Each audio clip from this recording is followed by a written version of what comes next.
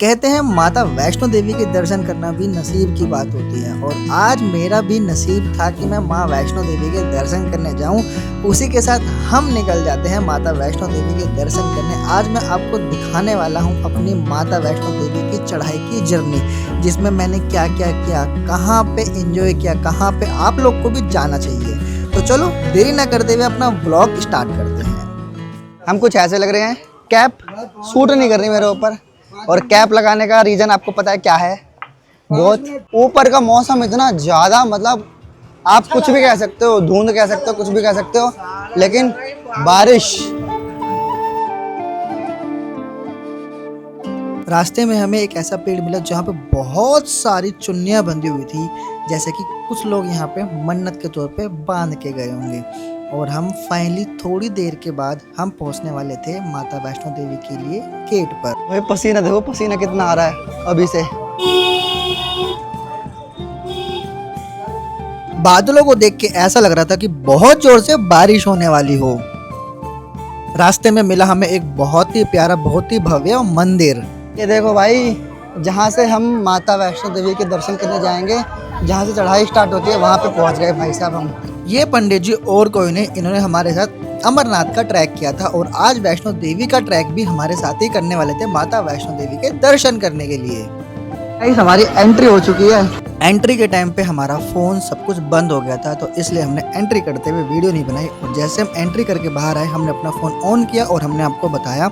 लेकिन यहाँ पे भीड़ बहुत थी, बहुत भीड़ थी, और हमारा ट्रैक जो था वो भी स्टार्ट होने वाला था। भाई भीड़ तो बहुत है और मौसम ठंडा हो रखा है, यहाँ पे डंडे लिए जा रहे हैं। चढ़ाई करने के टाइम पे जिसको जिसको दिक्कत होती है, उनके लिए ये डंडे बहुत काम आते हैं। और ये डंडे वहाँ पे मात्र 15 से 20 रुपए का एक डंडा मिलता है। यहाँ पे देखो पानी, अगर आपको पानी पीने के लिए चाहिए तो पानी भर लेना। हम तो बोतल लाने भूल गए, लेकिन पीने का पानी मिलता है यहाँ पे। जैसे ही हम आगे बढ़े, हमें एक बहुत सुंदर शॉप दिखी जहाँ पे फोटो खिंचवाने के लिए माता वैष्णो देवी का पूरा दरबार बना रखा था, और सामने था लंगर। ये लंगर श्री गुलशन कुमार जी का होता है, जहाँ पे परमानेंट लंगर मिलता ही मिलता है। हमने चढ़ाई स्टार्ट करी है 1:25 पे, और अब देखते हैं ऊपर तक हम आराम करते करते जाएंगे, बिल्कुल रिलैक्स होकर जाएंगे, और कितने बजे तक पहुंच जाएंगे ये हम आपको बताएंगे। हमारे नरेश भैया की तबीयत अमरनाथ में खराब हो गई थी, लेकिन फिर भी हिम्मत करके चल रहे हैं वो, धीरे धीरे करके। और अब हमने डिसाइड किया कि हम बिल्कुल आराम आराम से चढ़ेंगे, धीरे धीरे, बिल्कुल रिलैक्स होके। देखो पहाड़ों पे ना लैंडस्लाइड ना हो, इसके लिए इंतजाम कर रखा है। बूंदाबांदी चालू हो गई है भाई, और अभी ना हमें बाण गंगा में नहाना है।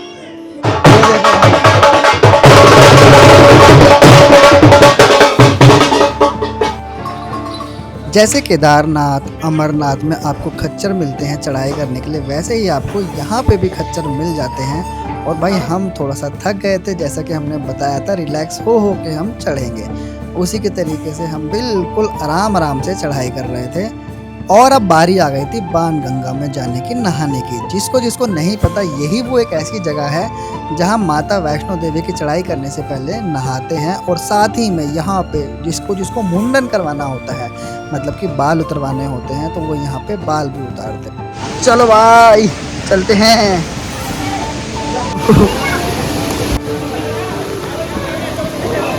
देखो मेंढक के बच्चे छोटे छोटे, हम नहा के कपड़े चेंज करने आए थे, यहाँ पे मेंढक के बच्चे दिखे। ये देखो नहा धो के मस्त रेडी हो चुके हैं। अब चलते हैं अपनी चढ़ाई की ओर, क्योंकि ये भी बहुत टाइम है चढ़ने में।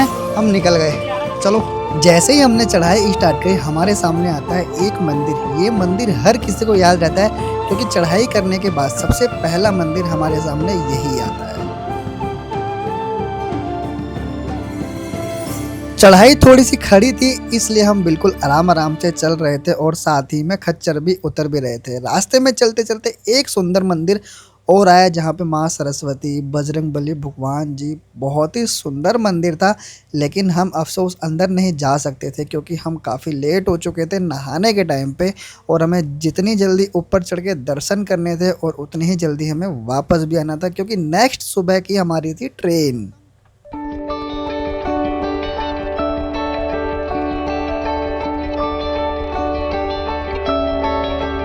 ये हमारा 3rd नंबर का मंदिर है, और मैं जब भी आता हूँ ना, जब भी मंदिर डेकोरेशन होता है। और आज भाई वैसे मैं यहाँ पे आया हूँ पूरे 10 साल के बाद आया हूँ, लेकिन बहुत सुंदर। मैं पूरे 10 साल के बाद माता वैष्णो देवी के दर्शन करने जा रहा था। जैसे मैं आगे बढ़ रहा था और जैसे जैसे मंदिर दिख रहे थे तो एक अलग ही वाइब आ रही थी। और वो रहा सामने एक और मंदिर जो अभी बन रहा था। गाइस मुझे नहीं पता वो कौन सी माता या भगवान जी का मंदिर है, लेकिन जब वो बन जाएगा तो मैं ज़रूर जाऊंगा वहाँ पे। अभी हम स्टार्ट करते हैं अपना ट्रैक।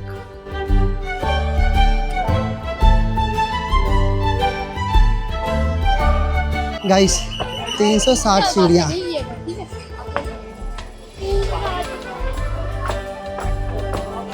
आराम आराम चलेंगे। हमने ये सोचा था कि सीढ़ी चढ़ेंगे थोड़ा जल्दी पहुंच जाएंगे, लेकिन मैं आपको बता दूं यहाँ पे चढ़ने के बाद हमारी जो हालत हुई थी ख़राब, बहुत बुरी हालत ख़राब हुई थी। ऐसा लग रहा था कि सारी की सारी चढ़ाई हमने अभी ही कर ली।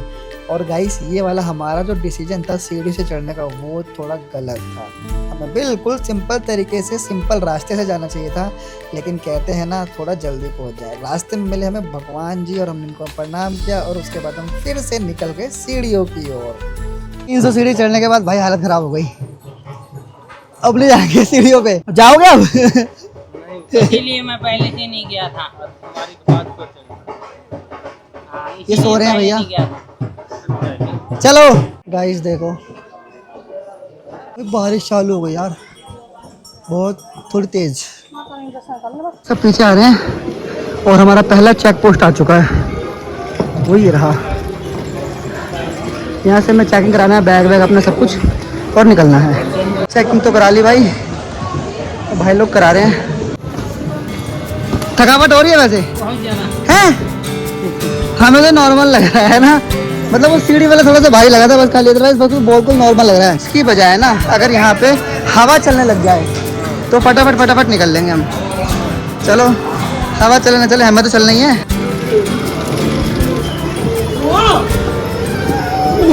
भाई बारिश हो रही है,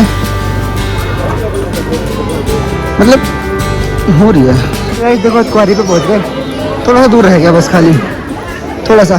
सीढ़ी जाओ। अरे पंडित जी कितना ज्यादा आने के लिए, हालत खराब। सीढ़ी से भाई साहब ऐसे ही होता है। भाई सामने का नजारा देखो भाई, ऐसा लग रहा था जैसे हम बादलों के अंदर नहीं, बादल ही हमारे अंदर आ रहे हों। भाई बहुत ही सुंदर लग रहा था, मैं आपको बता नहीं सकता। और इसी के साथ हम यहाँ पर आ गए थे अर्धकुंवारी पे। और गाइस यहाँ पे मैंने सोचा नहीं था कि कुछ ऐसा भी हमारे साथ हो सकता है। इस देखो हम अर्धकुंवारी पे पहुंच गए। कहते हैं माता वैष्णो देवी जाने से पहले यहाँ अर्धकुंवारी गर्भ गुफा के दर्शन करने बहुत जरूरी होते हैं। यहाँ पे माता रानी पूरे 9 महीने रही थी और यहाँ के दर्शन करे बिना हमारी यात्रा पूरी नहीं होती।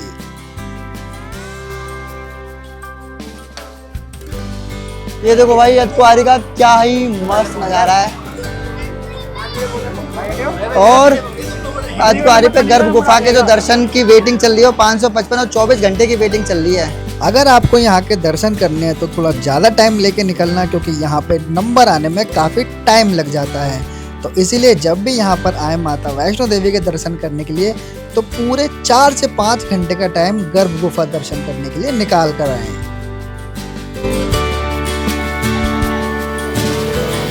और सब लोग अब हमारे नरेश भाई का वेट कर रहे हैं।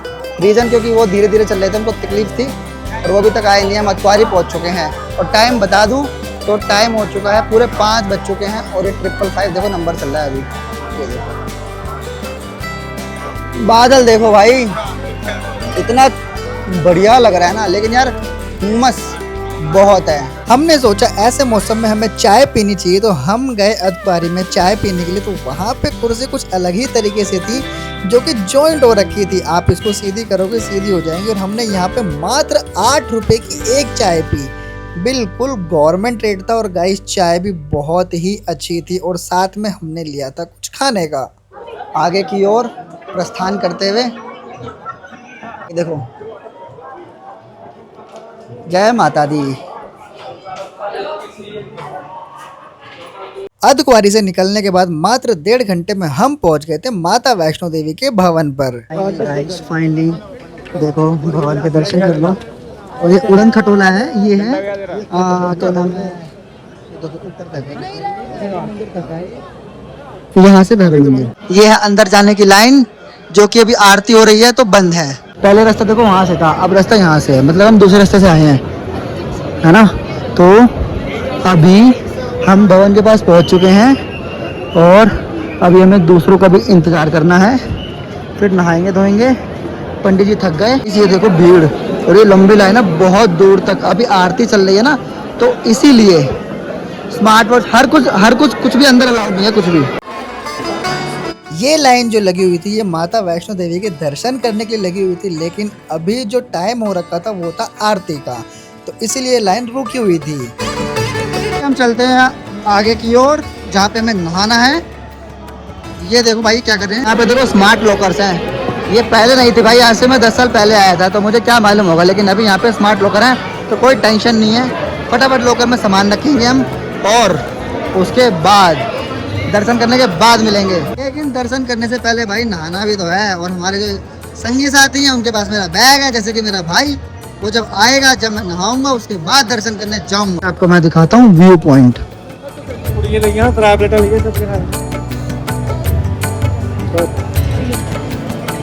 नहाने धोने के बाद हमने तुरंत अपने अपने फ़ोन जमा किए और हम गए दर्शन करने के लिए। दर्शन करने में इतना टाइम लग गया कि मैं आपको क्या ही बताऊं। उसके बाद हमने चढ़ी भैरव बाबा की चढ़ाई और ये थे वहां से माता वैष्णो देवी के दर्शन के नज़ारे। लेकिन आपको मैं बता दूं, भैरव मंदिर तक पहुंचते पहुंचते हमारी बहुत ही बुरी हालत हो गई थी, क्योंकि काफ़ी ज़्यादा हम थक गए थे। फाइनली गाइस भैरव मंदिर पहुँच गए। अभी मैं अपने भाइयों का वेट कर रहा हूँ तो मैं ना सीढ़ी से आ गया ऊपर। 2:14 हो रहे हैं, हमने भैरव बाबा के दर्शन करने के बाद हम निकल गए उतरने के लिए।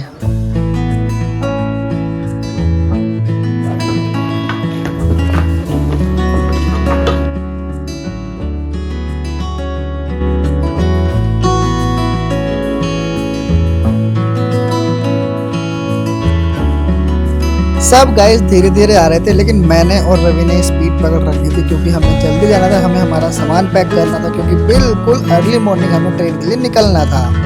3:20 पे हम अतवारी पहुंच गए थे और गाइस वहां पे लोग वेट करते करते सो गए थे, क्योंकि नंबर यहाँ पे काफ़ी धीरे धीरे आता है। और जब हम वहां से गए थे तब 555 नंबर था और अब वहां पे 600 नंबर है, मतलब कि इतनी देर में मात्र सिर्फ 45 लोगों का नंबर आया। So finally guys 4:30 हो गए और हमारी यात्रा समाप्त हुई यहाँ से।